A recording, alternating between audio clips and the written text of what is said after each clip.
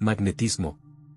Ocurría al final de una cena de hombres solos, a la hora de los interminables puros y las incesantes copitas, entre el humo y el cálido embotamiento de las digestiones.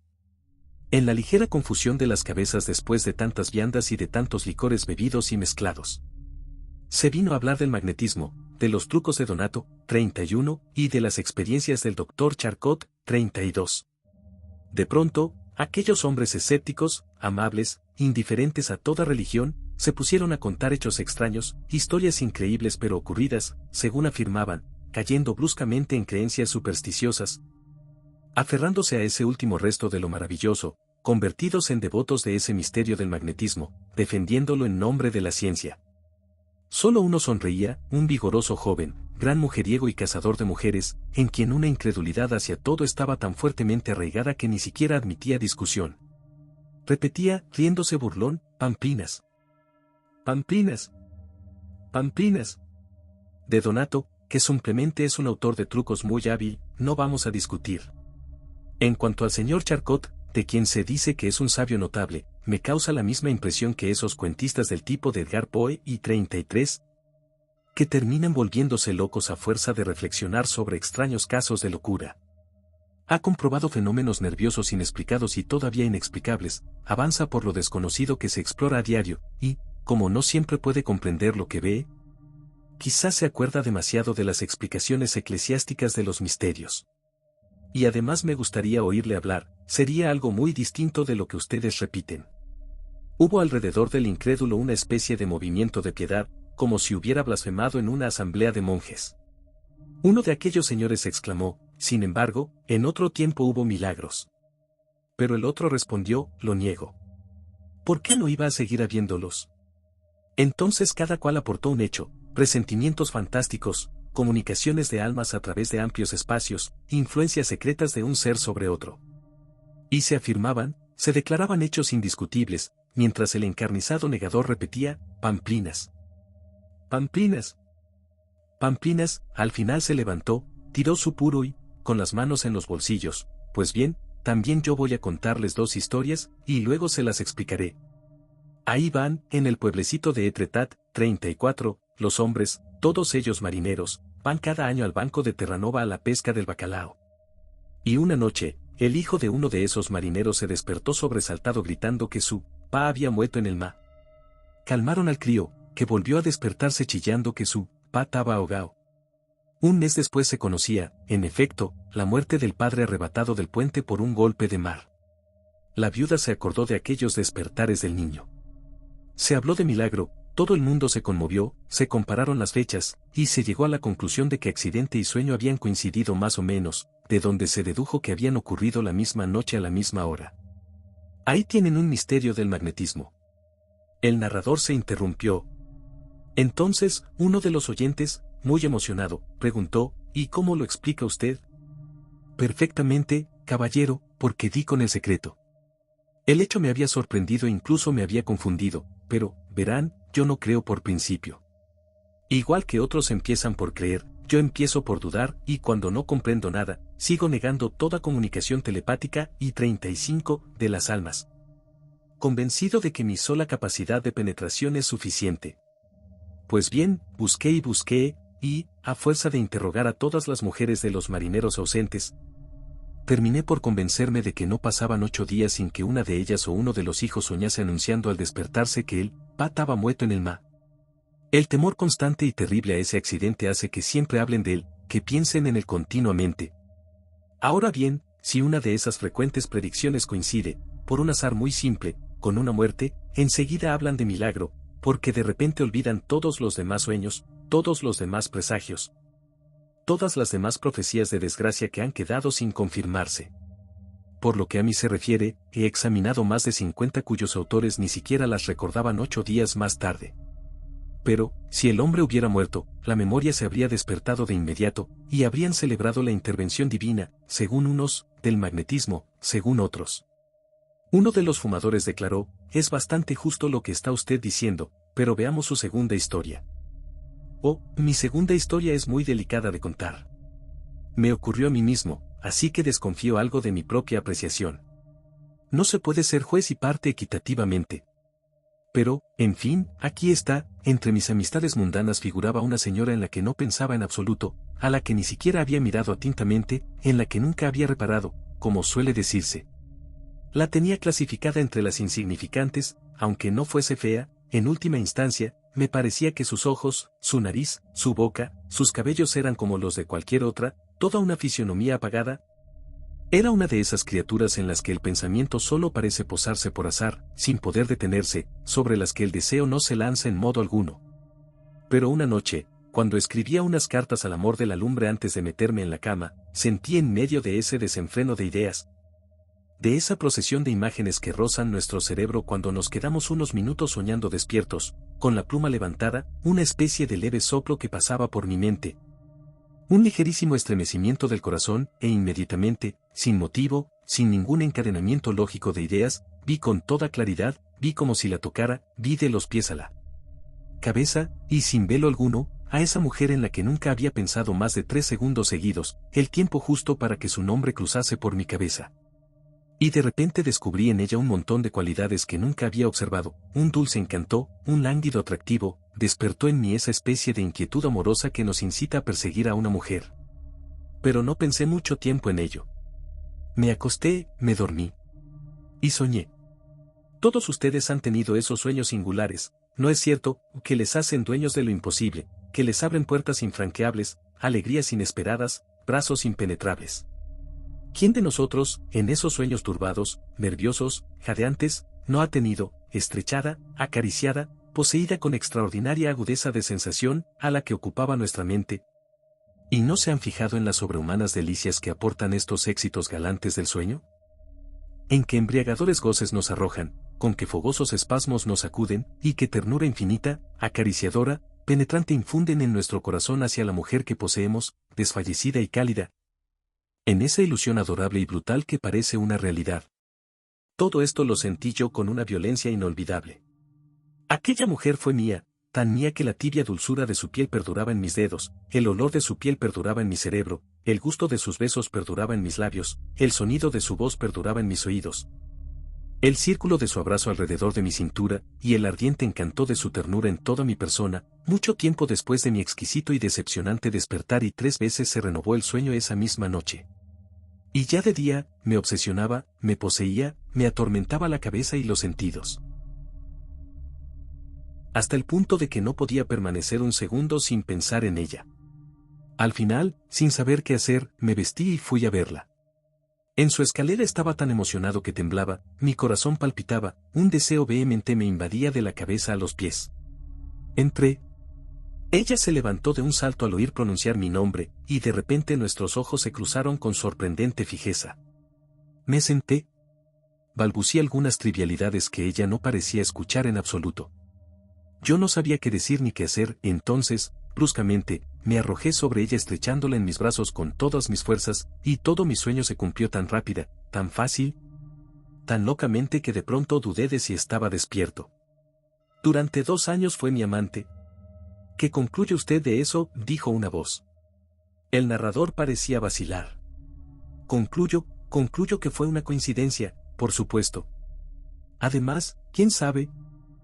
Quizá fue una mirada suya que yo no había notado y que esa noche me vino por una de esas misteriosas e inconscientes evocaciones de la memoria que a menudo nos representan cosas que nuestra conciencia ha descuidado, que pasaron desapercibidas ante nuestra inteligencia.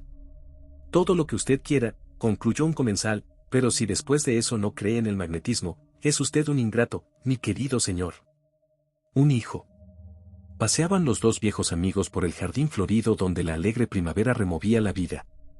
Uno era senador, y el otro de la Academia Francesa, serios ambos, llenos de razonamientos muy lógicos, aunque solemnes, gente notable y reputada. Primero charlaron de política, intercambiando pensamientos, no sobre las ideas, sino sobre los hombres. En esta materia, las personalidades priman siempre sobre la razón. Luego evocaron algunos recuerdos, muy aplacados por la tibieza del aire. Un gran macizo de alelíes exhalaba aromas dulces y delicados, un montón de flores de todas clases y matices lanzaban sus aromas a la brisa, mientras un cítiso, vestido de racimos amarillos, desparramaba al viento su fino polvo, un humo de oro que olía a piel y que llevaba, como los polvos acariciadores de los perfumistas, su semilla embalsamada a través del espacio.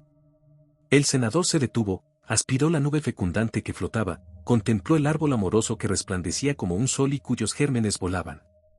Y dijo, y pensar que estos imperceptibles átomos que huelen también van a crear existencias a cientos de leguas de aquí, van a hacer estremecerse las fibras y las sabias de los árboles hembras y a producir seres con raíces, que nacen de un germen como nosotros, mortales como nosotros, y que serán reemplazados por otros seres de la misma esencia, siempre como nosotros. Luego, plantado ante el radiante cítiso cuyos vivificantes perfumes se desprendían con el mínimo temblor del aire, el señor senador añadió, amigo mío, si tuvieras que llevar la cuenta de tus hijos, en buen apuro te verías. Ahí tienes uno que los hace fácilmente, que los abandona sin remordimientos, y que apenas se preocupa de ellos. El académico añadió, nosotros hacemos otro tanto, amigo mío. El senador continuó, sí, no lo niego, a veces los abandonamos, pero al menos lo sabemos, y en eso radica nuestra superioridad. Pero el otro meneó la cabeza, no me refiero a eso, como ve, querido amigo, casi no hay hombre que no tenga hijos ignorados, esos hijos llamados de padre desconocido, 38, ¿qué hizo? Igual que se reproduce ese árbol, casi inconscientemente. Si hubiera que hacer la cuenta de las mujeres que hemos tenido, ¿no es verdad que nos veríamos en el mismo aprieto en que se vería este cítiso, al que usted interpelaba, para enumerar a sus descendientes? En fin, de los 18 a los 40, si contamos los encuentros pasajeros, los contactos de una hora, bien podemos admitir que hemos tenido relaciones íntimas con 200 o 300 mujeres. En ese número, amigo mío, ¿está usted seguro de que no fecundó a una por lo menos, y de que no tiene en el arroyo, o en presidio, a un bribón de hijo que roba y asesina a la gente honrada, es decir, a nosotros? O bien a una hija en algún lugar de mala nota, o quizá, si ha tenido la suerte de ser abandonada por su madre, de cocinera en alguna familia. Piense usted, además, que casi todas las mujeres que llamamos públicas poseen uno o dos hijos cuyo padre ellas desconocen, hijos atrapados en el azar de sus polvos a 10 o 20 francos. En todo oficio se distinguen pérdidas y ganancias. Y esos retoños constituyen las pérdidas de su profesión. ¿Quiénes los engendraron? Usted, yo, todos los hombres llamados de bien. Esos son los resultados de nuestras divertidas cenas de amigos, de nuestras noches de alegría, de esas horas en que nuestra carne contenta nos empuja a relaciones de ocasión. Los ladrones, los merodeadores, todos los miserables, en fin, son hijos nuestros. Y para nosotros es preferible eso a que fuéramos hijos suyos, porque esos pillos también se reproducen. Mire, por lo que a mí se refiere, tengo sobre la conciencia una historia absolutamente despreciable que quiero contarle. Para mí supone un remordimiento incesante, más que eso, es una duda continua, una desapacible incertidumbre que, a veces, me tortura horriblemente. A la edad de 25 años emprendí con uno de mis amigos, en la actualidad consejero de Estado, un viaje por Bretaña, a pie, 39. Después de 15 o 20 enloquecidos días de marcha, después de haber visitado Cotes du Nord y una parte del Finisterre, llegamos a Douarnenez, desde ahí. En una etapa se llega a la salvaje punta del Raz por la bahía de los Trepassés, 40, y se duerme en un pueblo cualquiera cuyo nombre terminaba en Off, pero, al llegar la mañana, una extraña fatiga retuvo en el lecho a mi compañero. Digo lecho por costumbre, porque nuestra yacija estaba formada simplemente por 2 haces de paja. Imposible estar enfermo en aquel lugar. Le obligué pues a levantarse y llegamos a Odierne a eso de las 4 o las 5 de la tarde. Al día siguiente, ya se encontraba algo mejor, volvimos a ponernos en marcha, pero en el camino fue presa de malestares intolerables, y a duras penas pudimos llegar a Pont-l'Abbé, 41. Allí por lo menos teníamos una posada. Mi amigo se acostó, y el médico, al que se hizo venir de Quimper, confirmó una alta fiebre, sin especificar su naturaleza. ¿Conoce usted Pont-l'Abbé? No. Pues bien, es la ciudad más bretona de toda esa Bretaña bretonante que va de la punta del Raz al Morbihan, de esa comarca que contiene la esencia de las costumbres, de las leyendas, de las costumbres bretonas. Todavía hoy, ese rincón del país casi no ha cambiado. Digo, todavía hoy, porque por desgracia ahora vuelvo allí todos los años. Un viejo castillo baña el pie de sus torres en un gran estanque triste, con vuelos de aves salvajes. De él sale un río que los barcos de cabotaje pueden remontar hasta la ciudad. Y en las estrechas calles de casas antiguas los hombres siguen llevando el gran sombrero, el chaleco bordado y las 4 chaquetas superpuestas, la primera, del tamaño de la mano, cubre a lo sumo los omóplatos.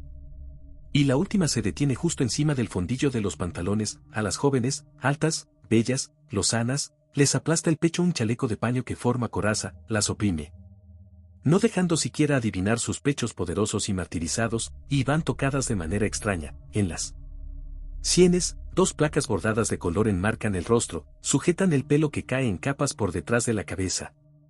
Luego sube para amontonarse en lo alto del cráneo bajo un singular gorro, tejido muchas veces con oro o plata. La criada de nuestra posada tenía a lo sumo 18 años, unos ojos muy azules, de un azul pálido que agujereaban los 2 puntitos negros de la pupila, y sus dientes pequeños, apretados, que mostraba continuamente al reír, parecían hechos para triturar granito. No sabía una palabra de francés, porque solo hablaba el bretón, como la mayoría de sus compatriotas. Y como mi amigo no mejoraba, y aunque no se declarase ninguna enfermedad, el médico le prohibió marcharse todavía, prescribiéndole un reposo completo. Así pues, me pasaba los días a su lado, y la criadita entraba constantemente trayendo omicena o tisanas. Yo le gastaba algunas bromas, cosa que parecía divertirle, pero no hablábamos, como es lógico, ya que no nos entendíamos. Pero una noche, como me había quedado hasta muy tarde junto al enfermo, me crucé, al volver a mi cuarto, con la chiquilla que entraba en el suyo. Era justo delante de mi puerta abierta. Entonces, bruscamente, sin pensar lo que hacía, más por broma que por otra cosa, la cogí por la cintura y, antes de que ella se hubiera recuperado de su estupor, la había lanzado a mi cuarto, que cerré. Me miraba asustada, enloquecida, espantada, sin atreverse a gritar por miedo a un escándalo, a ser despedida, sin duda, primero por sus amos, y luego a ser echada quizá de casa por su padre. Yo lo había hecho por broma, pero, en cuanto estuvo en mi cuarto, me dominó el deseo de poseerla. Fue una lucha larga y silenciosa, una lucha cuerpo a cuerpo, a la manera de los atletas, con los brazos tensos, retorcidos, la respiración jadeante, la piel mojada de sudor. Oh, ella se debatió con mucha valentía, y a veces chocábamos contra un mueble, un tabique, una silla. Entonces, permaneciendo enlazados, nos quedábamos inmóviles varios segundos por temor a que el ruido hubiera despertado a alguien. Después volvíamos a empezar nuestra encarnizada batalla, yo atacándola, ella resistiéndose. Agotada al fin, cayó, y la tomé brutalmente, en el suelo, sobre el pavimento. En cuanto se levantó, corrió a la puerta, descorrió los cerrojos y huyó. Apenas tropecé con ella los días siguientes. No me dejaba acercarme. Luego, como mi compañero estaba curado y debíamos proseguir nuestro viaje, la víspera de mi marcha la vi entrar a medianoche, descalza y en camisón, en mi cuarto, a donde yo acababa de retirarme. Se arrojó en mis brazos, me estrechó apasionadamente, luego, hasta el amanecer, me abrazó, me acarició, llorando, sollozando, dándome en fin todas las seguridades de ternura y desesperación que una mujer puede darnos cuando no sabe una palabra de nuestra lengua. 8 días más tarde, yo había olvidado esa aventura, común y frecuente cuando se viaja, pues las criadas de posada están destinadas por lo general a entretener así a los viajeros. Y durante 30 años no pensé ni volví a Pont-l'Abbé. Pero en 1876 volví allí por casualidad durante una excursión por Bretaña, emprendida para documentar un libro y para impregnarme bien de los paisajes. Nada me pareció cambiado. El castillo seguía mojando sus muros grisáceos en el estanque, a la entrada de la pequeña villa, y la posada era la misma, aunque reparada, renovada, con un aire más moderno. Al entrar fui recibido por 2 jóvenes bretonas de 18 años, lozanas y amables, acorazadas en su estrecho chaleco de trapo, con cascos de plata con las grandes placas bordadas en las orejas. Eran poco más o menos las 6 de la tarde. Me puse a la mesa para cenar y, como el patrón se empeñaba en servirme en persona, sin duda la fatalidad me hizo decir: ¿conoció usted a los antiguos dueños de esta casa? Pasé aquí una decena de días hace ahora 30 años. Le hablo de hace mucho. Él respondió: eran mis padres, señor. Entonces le conté en qué ocasión lo había hecho, como me había visto retenido por la indisposición de un compañero. No me dejó acabar. Oh, me acuerdo perfectamente. Yo tenía 15 o 16 años. Usted se acostaba en el cuarto del fondo y su amigo en la habitación que he convertido en la mía, que da a la calle. Solo entonces volvió a mí el recuerdo vivísimo de la criadita. Pregunté: ¿se acuerda de una amable sirvienta que tenía entonces su padre, y que tenía, si mi memoria no me falla, unos preciosos ojos azules y unos dientes frescos? Él replicó: sí, señor, murió de parto algún tiempo después. Y extendiendo la mano hacia el patio donde un hombre delgado y cojo removía el estiércol, añadió, ese es su hijo. Me eché a reír. No es nada guapo y apenas se parece a su madre. Habrá salido el padre sin duda, el posadero contestó, podría ser, pero nunca se ha sabido quién era. Murió sin decirlo y aquí nadie le conocía novio. Todos se asombraron mucho cuando se supo que estaba encinta. Nadie quería creerlo. Sentí una especie de escalofrío desagradable, uno de esos roces penosos que nos conmueven el corazón, como ante la proximidad de un gran dolor. Y miré al hombre del patio. En ese momento acababa de sacar el agua para los caballos y llevaba sus 2 cubos cojeando, con un doloroso esfuerzo de la pierna más corta. Iba en harapos, horriblemente sucio, con unos largos cabellos amarillos tan revueltos que le caían como cuerdas sobre las mejillas. El posadero añadió, no vale gran cosa, lo conservamos en la casa por caridad. Quizá habría salido mejor si le hubieran educado como todo el mundo. ¿Pero qué quiere, señor? Sin padre, sin madre, sin dinero. Mis padres tuvieron lástima del niño, pero no era cosa suya, como comprenderá. Yo no dije nada. Y me acosté en mi antiguo cuarto, y toda la noche pensé en aquel horrendo mozo de cuadra repitiendo, ¿y si fuera mi hijo? ¿Habré podido yo matar a aquella chica y procrear este ser? En fin, era imposible. Decidí hablar con aquel hombre y conocer exactamente su fecha de nacimiento. Una diferencia de 2 meses debía eliminar mis dudas. Mandé llamarlo al día siguiente. Pero tampoco hablaba francés. Parecía, además, no comprender nada, ignorando absolutamente su edad, que una de las criadas le preguntó de mi parte. Y permanecía delante de mí con aire idiota, dando vueltas al sombrero entre sus manazas nudosas y repugnantes, riendo de manera estúpida. Con algo de la risa antigua de la madre en la comisura de los labios y en el rabillo de los ojos. Pero el patrón, que llegó, fue a buscar el acta de nacimiento del miserable. Había entrado en la vida 8 meses y 26 días después de mi paso por Pont-l'Abbé, porque recordaba perfectamente haber llegado al Oriente el 15 de agosto. El acta llevaba la mención, padre desconocido. La madre se había llamado Jinke Radek. Entonces mi corazón se puso a latir de manera apresurada. No podía hablar de lo sofocado que me sentía, y miraba a aquel bruto cuyos largos cabellos amarillos parecían un estiércol más sórdido que el de los animales, y el bribón, molesto por mi mirada, dejaba de reír. Volvía la cabeza, trataba de irse. Todo el día vagué por las orillas del riachuelo, reflexionando dolorosamente. ¿Pero para qué reflexionar? Nada me permitía saber a qué atenerme. Durante horas y horas sopesé todas las razones buenas y malas en pro o en contra de mis posibilidades de paternidad, exasperándome con suposiciones inextricables. Para volver continuamente a la misma incertidumbre horrible, luego a la convicción más atroz todavía de que aquel hombre era hijo mío, no pude cenar y me retiré a mi cuarto. Estuve mucho tiempo sin conseguir dormirme, luego llegó el sueño, un sueño atormentado por visiones insoportables. Veía a aquel patán que se me reía en las narices, me llamaba, papá, luego se convertía en perro y me mordía las pantorrillas, y, por más que huyera, él me seguía siempre, y en lugar de ladrar hablaba, me injuriaba. Luego comparecía ante mis colegas de la academia reunidos para decidir si yo era su padre, y uno de ellos exclamaba, es indubitable. Mirad cómo se le parece. Y en efecto, me daba cuenta de que aquel monstruo se parecía a mí. Y me despertaba con esa idea plantada en el cráneo y con el deseo loco de ver de nuevo al hombre para decidir si teníamos rasgos comunes o no los teníamos. Lo alcancé cuando él iba a misa, era domingo, y le di 100 sous mientras lo escrutaba ansiosamente. Él volvió a reírse de una forma innoble, cogió el dinero, luego, otra vez molesto por mi mirada, escapó después de haber farfullado una palabra casi inarticulada, que sin duda quería decir, gracias. La jornada transcurrió para mí en medio de las mismas angustias que la víspera. Al atardecer mandé llamar al posadero, y con muchas precauciones, habilidades y sutilezas, le dije que me interesaba por aquella pobre criatura tan abandonada por todos y privada de todo, y que quería hacer algo por él. Pero aquel hombre replicó, oh, ni se le ocurra, señor, no vale nada, solo tendría disgustos. Yo lo empleo para vaciar la cuadra, y es cuanto puede hacer. A cambio le doy de comer y se acuesta con los caballos. No necesita más. Si usted tiene unos pantalones viejos, déselos, pero estarán hechos pedazos dentro de 8 días. No insistí, reservándome tomar una decisión. El granuja volvió por la noche horriblemente borracho, estuvo a punto de pegar fuego a la casa, mató un caballo a golpes de azadón y, por último, se durmió en el barro bajo la lluvia gracias a mi generosidad. Al día siguiente se me rogó que no volviera a darle dinero.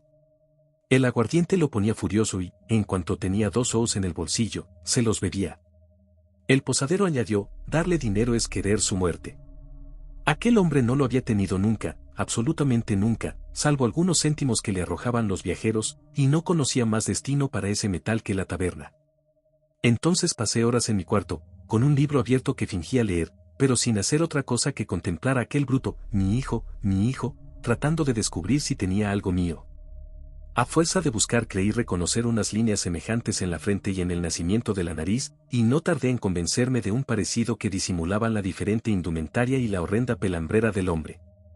Pero como no podía quedarme más tiempo sin resultar sospechoso, me marché, con el corazón destrozado, después de haber dejado al posadero algún dinero para dulcificar la existencia de su criado. Y desde hace 6 años vivo con ese pensamiento, con esa horrible incertidumbre, con esa duda abominable. Y cada año una fuerza invencible me lleva a Pont-l'Abbé y cada año me condeno al suplicio de ver a ese bruto chapoteando en su estiércol, de imaginarme que se me parece, de tratar, siempre inútilmente, de ser caritativo con él. Y cada año regreso aquí, más indeciso, más torturado, más ansioso. He tratado de hacer que lo instruyan. Es idiota sin remedio. He tratado de hacerle menos penosa la vida. Es irremediablemente borracho y emplea en bebida todo el dinero que le dan y sabe vender muy bien sus ropas nuevas para conseguir aguardiente. He tratado de apiadar a su patrón para que lo trate mejor, siempre ofreciéndole dinero. El posadero, que ha terminado sorprendiéndose, me respondió muy prudentemente, cuanto haga por él, señor, solo servirá para perderle. Hay que tenerlo como a un prisionero. En cuanto dispone de tiempo o de bienestar, se vuelve malvado. Si usted quiere hacer el bien, no faltan niños abandonados, pero elija uno que responda a su pena. ¿Qué decida esto? Y si dejara traslucir una sospecha de las dudas que me torturan, ese cretino se volvería malo para explotarme, para comprometerme, para perderme. Me gritaría, papá, como en mi sueño. Y me digo que maté a la madre y perdí a ese ser atrofiado, larva de cuadra, brotado y crecido en el estiércol, a ese hombre que, criado como otros, se habría parecido a los otros. Y no se figura usted la sensación extraña, confusa e intolerable que siento frente a él, pensando que eso ha salido de mí, que está unido a mí por ese lazo íntimo que ata el hijo al padre. Que gracias a las terribles leyes de la herencia es otro yo por 1000 cosas, por su sangre y por su carne, y que tiene hasta los mismos gérmenes de enfermedades, hasta los mismos fermentos de pasiones. Y sin cesar siento una desapacible y dolorosa necesidad de verlo, y su vista me hace sufrir horriblemente, y desde mi ventana, allá lejos, lo contemplo horas y horas removiendo y acarreando los excrementos de los animales, repitiéndome, es mi hijo. Y a veces siento unas ganas intolerables de abrazarlo. Nunca he tocado siquiera su sórdida mano. El académico se calló, y su compañero, el político, murmuró, sí, realmente deberíamos ocuparnos algo más de los niños que no tienen padre, 42. Y una ráfaga de viento que atravesó el gran árbol amarillo sacudió sus racimos, envolvió en una nube olorosa y fina a los 2 viejos que la respiraron a bocanadas. Y el senador añadió, es realmente magnífico tener 25 años, e incluso hacer hijos así. Un bandido corso. El camino ascendía suavemente en medio del bosque de Aitone y 44. Los desmesurados abetos desplegaban sobre nuestras cabezas una bóveda quejumbrosa y lanzaban una especie de lamento continuo y triste, mientras que, tanto a derecha como a izquierda, sus troncos delgados y rectos semejaban un ejército de tubos de órgano de donde parecía salir aquella música monótona del viento en las cimas.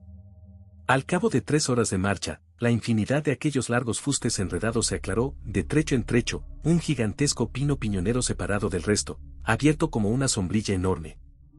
Despegaba su copa de un verde sombrío, luego, de pronto, alcanzamos el límite del bosque unos 100 metros por debajo del desfiladero que lleva al salvaje valle del Niolo, 45. En las 2 esbeltas cumbres que dominan este paso, algunos viejos árboles disformes parecen haber subido penosamente, como exploradores enviados por delante de la multitud apiñada detrás. Al volvernos, vimos todo el bosque, extendido a nuestros pies, semejante a una inmensa cubeta de verdor cuyos bordes, que parecían tocar el cielo, estaban hechos de rocas desnudas que los cerraban por todas partes. Volvimos a ponernos en marcha, y 10 minutos más tarde alcanzamos el desfiladero. Entonces divisé una región sorprendente.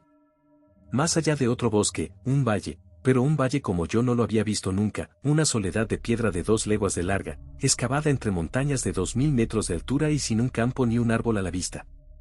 Es el Niolo, la patria de la libertad corsa, la ciudadela inaccesible de donde nunca los invasores pudieron expulsar a los montañeses. Mi compañero me dijo, también es ahí donde se han refugiado todos nuestros bandidos. Ni una hierba, ni una planta, granito, nada más que granito, hasta donde alcanzaba la vista, delante de nosotros, un desierto de granito resplandeciente, calentado como un horno por un sol furioso que parece suspendido expresamente encima de aquella garganta de piedra. Cuando se alzan los ojos hacia las crestas, uno se detiene deslumbrado y estupefacto. Parecen rojas y dentadas como festones de coral, porque todas las cimas son de porfiro, y por encima el cielo parece violeta, lila, descolorido por la vecindad de aquellas extrañas montañas. Más abajo el granito es de un gris centellante, y bajo nuestros pies parece raspado, molido, caminamos sobre polvo reluciente. A nuestra derecha, en una larga y tortuosa rodada, brama y corre un tumultuoso torrente. Y uno se tambalea bajo ese calor, en esa luz, en ese valle ardiente, árido, salvaje, cortado por ese barranco de agua turbulenta que parece apresurarse a huir, impotente para fecundar aquellas rocas. Perdido en ese horno que la bebe con avidez sin ser penetrado y refrescado nunca por ella. Pero de pronto apareció a nuestra derecha una pequeña cruz de madera hundida en un montoncito de piedras. Un hombre había sido muerto allí, y le dije a mi compañero, hábleme, pues, de sus bandidos. Él me contestó, conocí al más célebre, el terrible Sainte Lucie, le contaré su historia. Su padre había muerto en una reyerta a manos de un joven de la misma región, según decían, y Sainte Lucie se había quedado solo con su hermana. Era un muchacho débil y tímido, pequeño, enfermizo, sin ninguna energía. No declaró la vendetta al asesino de su padre. Todos sus parientes fueron a verlo, le suplicaron que se vengase, él permanecía sordo a sus amenazas y a sus súplicas.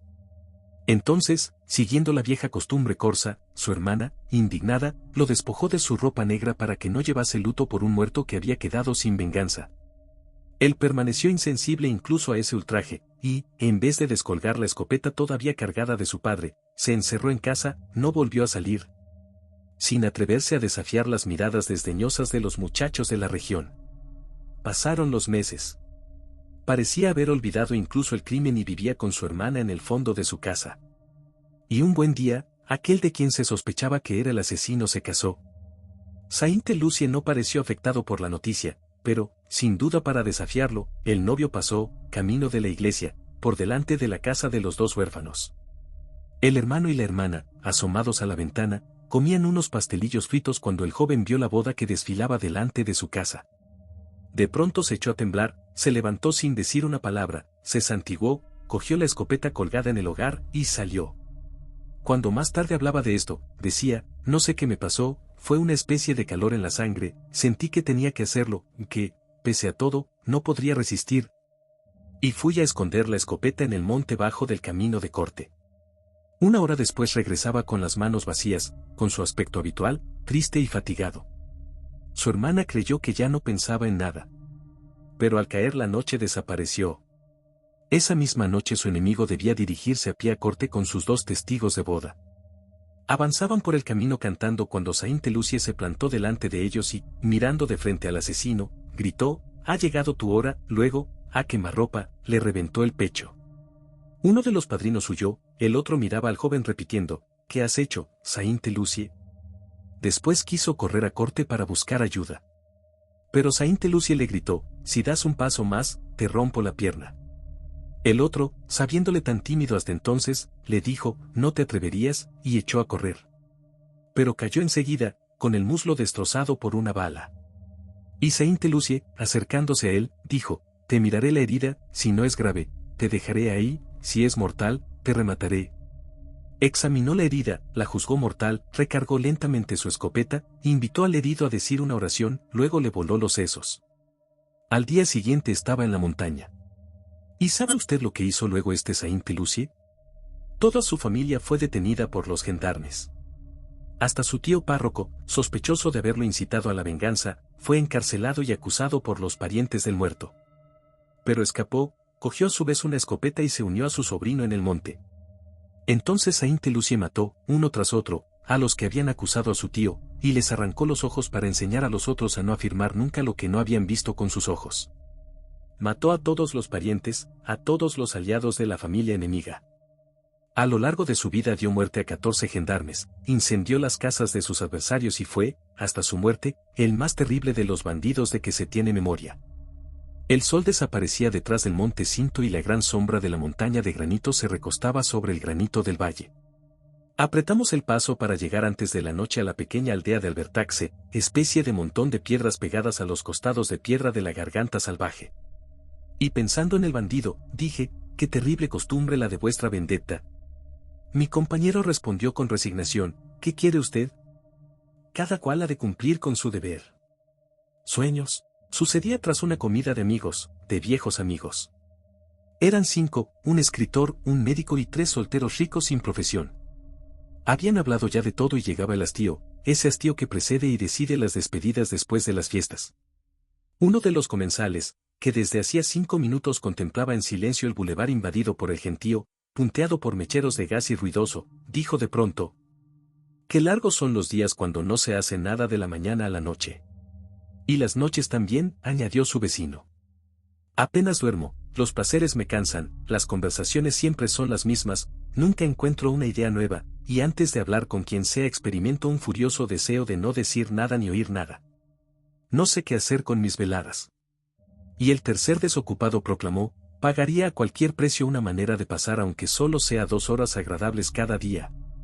En ese momento se acercó el escritor, que acababa de ponerse el gabán sobre el brazo.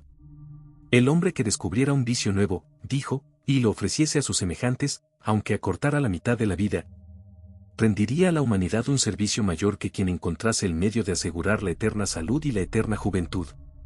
El médico se echó a reír y, mientras masticaba un puro, repuso: «Estoy de acuerdo, pero eso no se descubre así como así.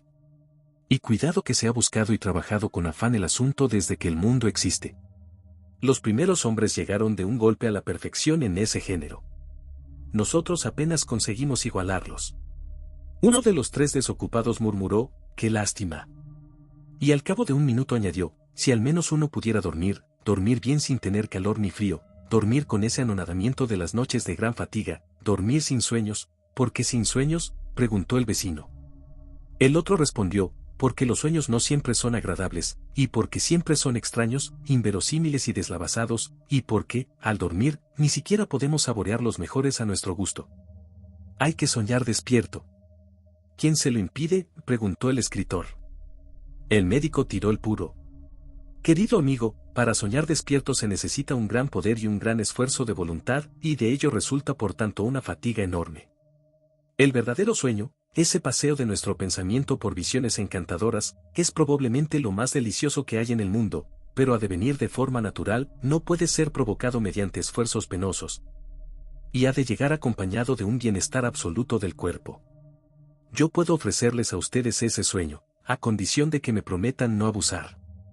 El escritor se encogió de hombros. «Ay, sí, ya sé, el hachís, el opio, la confitura verde, los paraísos artificiales. He leído a Baudelaire y 47, e incluso he probado la famosa droga, que me puso muy enfermo». Pero el médico se había sentado: «No, el éter, nada más que el éter, y añado que ustedes los literatos deberían utilizarlo a veces». Los 3 ricos se aproximaron. Uno pidió: «Explíquenos pues los efectos». Y el médico prosiguió: «Dejemos a un lado las grandes palabras, ¿de acuerdo? No hablo de medicina ni de moral, hablo de placer. Ustedes se entregan todos los días a excesos que devoran su vida. Quiero indicarles una sensación nueva, solo posible para hombres inteligentes, incluso solo para muy inteligentes, peligrosa como todo lo que sobreexcita nuestros órganos, pero exquisita. He de añadir que necesitarán ustedes cierta preparación, es decir, cierto hábito, para sentir en toda su plenitud los singulares efectos del éter. Son diferentes de los efectos del hachís, de los efectos del opio y de la morfina, y cesan en el instante en que se interrumpe la absorción del medicamento, mientras que los demás productores de ensoñaciones prosiguen con su efecto durante horas. Voy a tratar de analizar del modo más nítido posible lo que se siente. Pero no es cosa fácil, porque esas sensaciones son delicadas, casi imperceptibles. Yo he utilizado ese remedio, del que tal vez haya abusado algo después, para contrarrestar unas neuralgias violentas.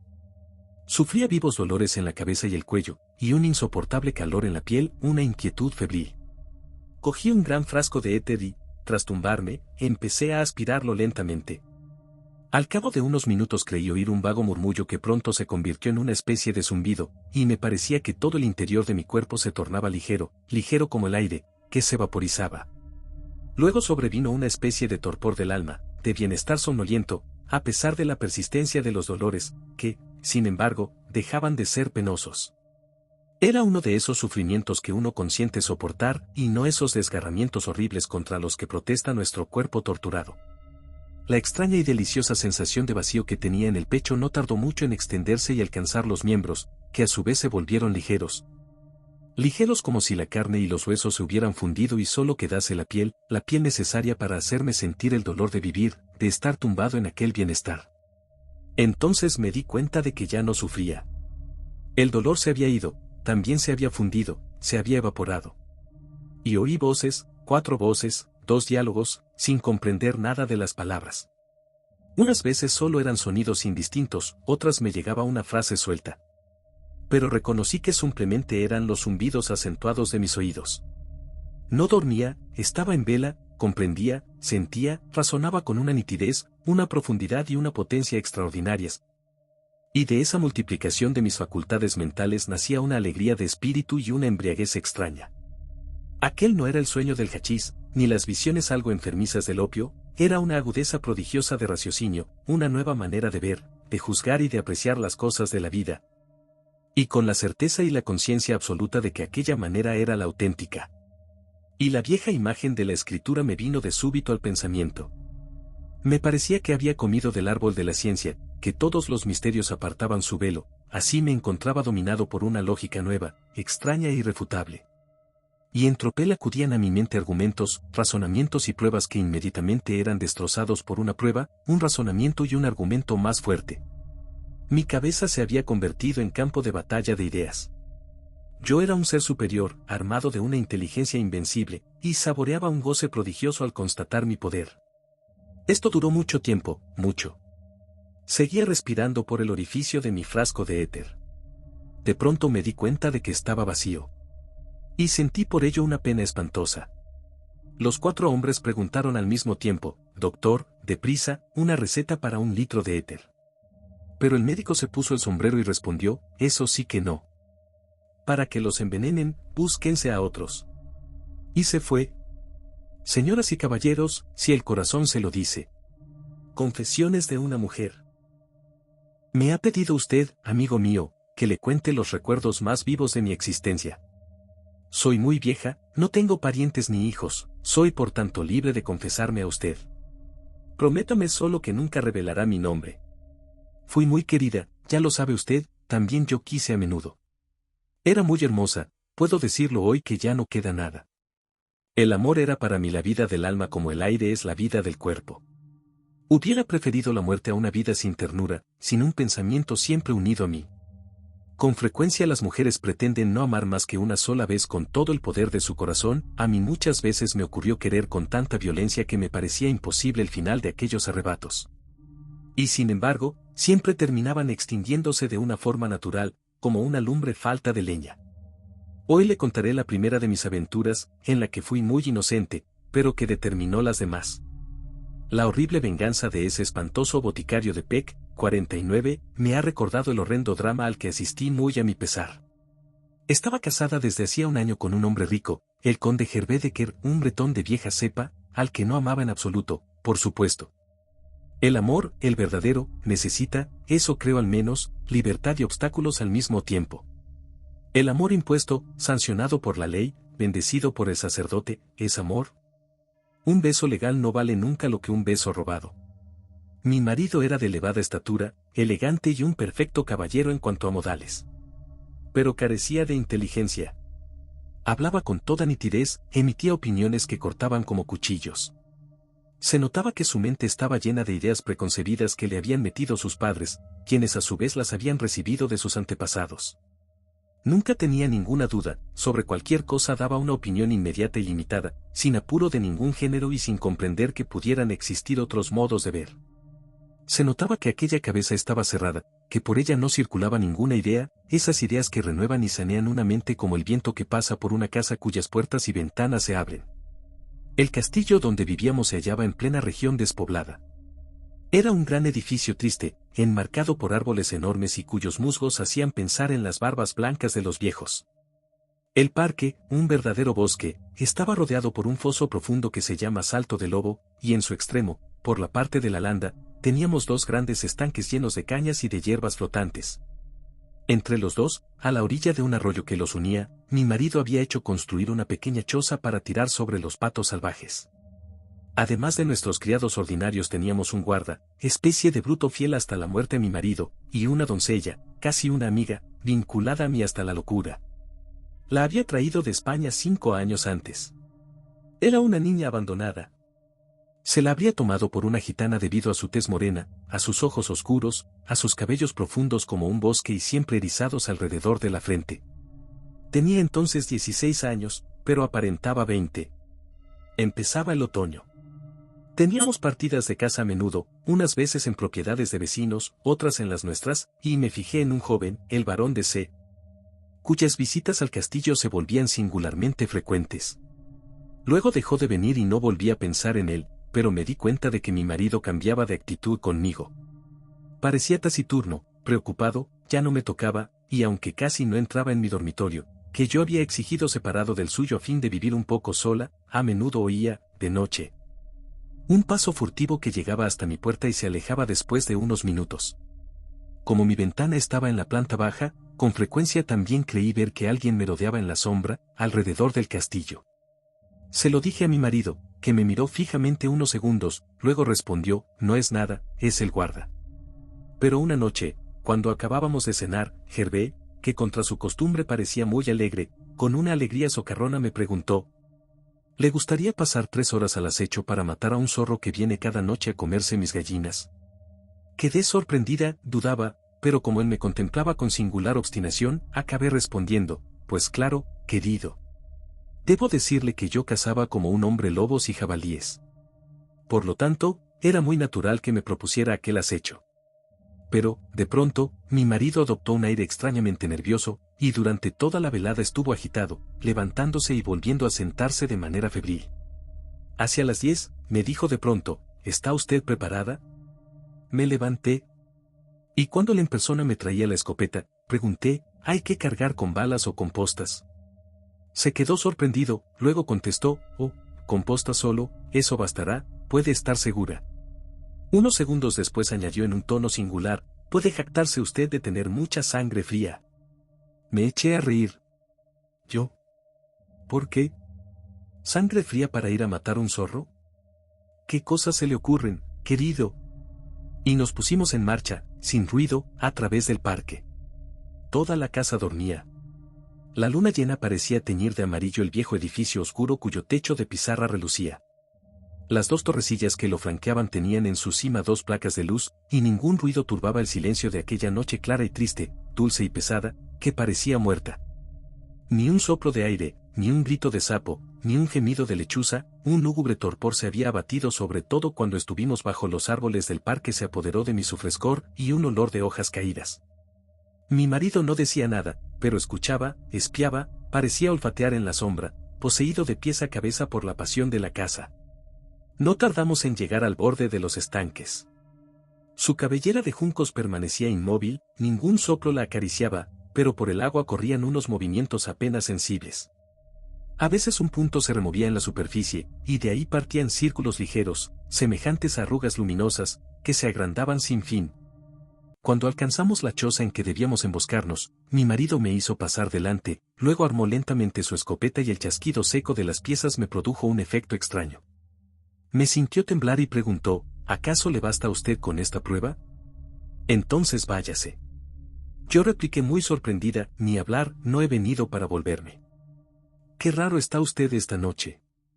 Él murmuró, como usted quiera. Y nos quedamos inmóviles. Al cabo de media hora poco más o menos, como nada turbaba la pesada y clara tranquilidad de aquella noche de otoño, dije muy bajo, ¿está seguro de que pasa por aquí? Gervé tuvo una sacudida como si le hubiera mordido, y, con la boca en mi oreja, estoy seguro, no lo dude usted. Y de nuevo se hizo el silencio. Creo que empezaba a adormilarme cuando mi marido me apretó el brazo, y su voz, silbante, cambiada, dijo, ¿no lo ve allí, bajo los árboles? Por más que miré, no distinguí nada. Y lentamente Gervais echó la escopeta a la cara, mientras me miraba fijamente a los ojos. También yo estaba preparada para disparar, y de pronto, a 30 pasos delante de nosotros, en plena luz apareció un hombre que avanzaba con paso rápido, con el cuerpo inclinado, como si huyera. Me quedé tan estupefacta que lancé un grito violento, pero antes de que pudiera volverme, una llama pasó delante de mis ojos, una detonación me aturdió, y vi al hombre rodar por tierra como un lobo que recibe una bala. Yo lanzaba unos chillidos agudos, espantada, enloquecida, entonces una mano furiosa, la de Gervais, me agarró por la garganta. Fui derribada, luego levantada en sus robustos brazos. Corrió, llevándome en vilo, hacia el cuerpo tendido en la hierba, y me arrojó encima de él, violentamente, como si hubiera querido romperme la cabeza. Me sentí perdida, iba a matarme, y ya alzaba sobre mi frente su talón cuando a su vez fue sujetado y derribado, sin que yo lograse comprender lo que estaba ocurriendo. Me levanté bruscamente y vi, de rodillas encima de él, a Paquita, mi criada, que, aferrada como un gato furioso, crispada, enloquecida, le arrancaba la barba, el bigote y la piel de la cara. Luego, como si de pronto la hubiera asaltado otra idea, se levantó y, arrojándose sobre el cadáver, lo estrechó entre sus brazos besándolo en los ojos, en la boca, abriendo con sus labios los labios muertos, buscando un hálito y la profunda caricia de los amantes. Mi marido, ya de pie, miraba. Comprendió, y, cayendo a mis pies, oh, perdón, querida mía, he sospechado de ti y he matado al amante de esta chica, mi guarda me ha engañado. Yo, por mi parte, contemplaba los extraños besos de aquel muerto y de aquella viviente, y los sollozos de ella, y sus sobresaltos de amor desesperado. Y en ese momento comprendí que sería infiel a mi marido.